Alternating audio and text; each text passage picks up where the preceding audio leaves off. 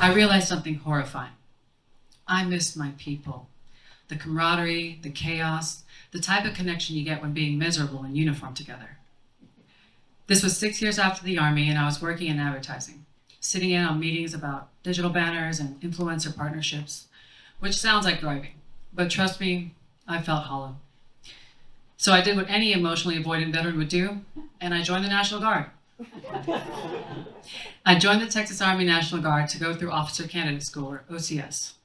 I told people it was about connection or mentoring younger soldiers and being of service, which it was to a degree, but if I'm being honest, it was about connection and belonging to something greater. You see, before this, I was a part of a unit called JSOC, or Joint Special Operations Command. And for the civilians in the room, JSOC is the top of the spec op food chain. It's for units like SEAL Team 6 and Delta Force. And at the time, I was a cultural support team leader, or CST, one of the first. Basically, the military decided to select and train women to operate with these units, gather intel from Afghan women, and bring a little intuition to the testosterone. So after doing something like that, OCS feels a little like summer camp. I walk into it at 35 years old thinking, girl, please, this will be easy. So now I'm at OCS, crushing it, of course. Top test scores, strong peer reviews, on track for honor grad. The type of cadet people secretly hate. And now we're at our last event, land navigation, or land nav. And if you've never heard this term before, it's the Army's scenic way of saying, here's a compass and a map, try not to die. You get 5 points and 6 hours to find them. You can miss 1, miss 2, and you failed. And so it's day of, we start at 3:45 in the morning, it's pitch black, no moonlight, red lens only. You can't ask for help or that's instant disqualification. And it had rained all night, so we were about to get the full mud spa experience.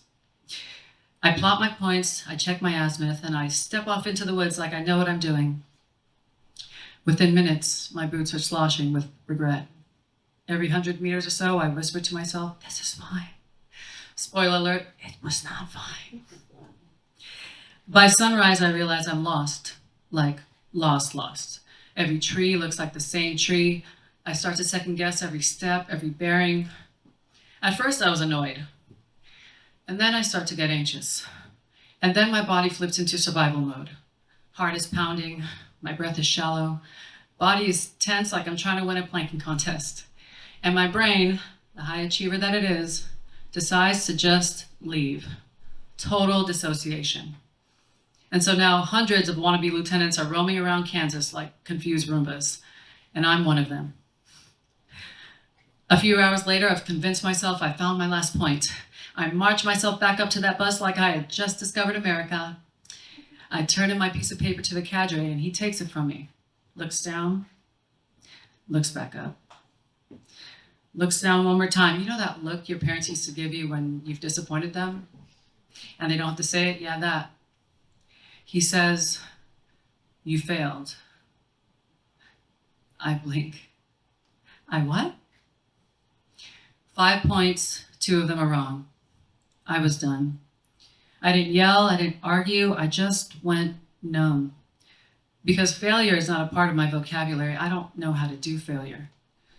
Back on that bus, everybody else is filthy and relieved, and I'm staring down at my boots, trying not to cry. They don't have to ask me if I passed or failed, they know. The honor grad girl just blew it.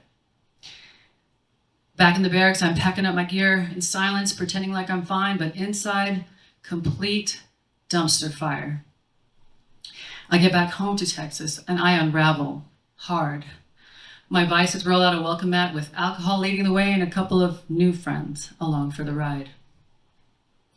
My recovery wasn't fast. It took years. Therapy, psychedelic therapy, psilocybin, ibogaine, the type of stuff that really strips you down to your bones and doesn't allow you to lie to yourself. That work made me face my ego, my shame, the need to prove my worth. But that work also brought me back to my art, my body, and my mission. Now I mentor veterans through integration. I help them map the terrain inside their minds when they're lost, the way I was lost in those woods. I also help them find safe and ethical psychedelic programs when needed. But mostly I mentor through art. Civilians, veterans, anyone really who say, I'm not creative. And I say, yeah, Neither was I until I stopped caring about what it looked like. I nudged them to drop the armor and pick up a brush and say, just let yourself release, no expectations, just expression. That day, I thought the Army ended my career. Instead, it forced me to stop performing long enough to feel human. And honestly, I needed it. Because if you can't admit you're lost, you'll spend your whole life pretending you know where you're going. That failure freed me to lead in a way that's authentic to me, through art, through truth, and through medicine. Turns out those lieutenant stereotypes exist for a reason. And that reason was me. And if you're wondering now, don't worry, I've got GPS.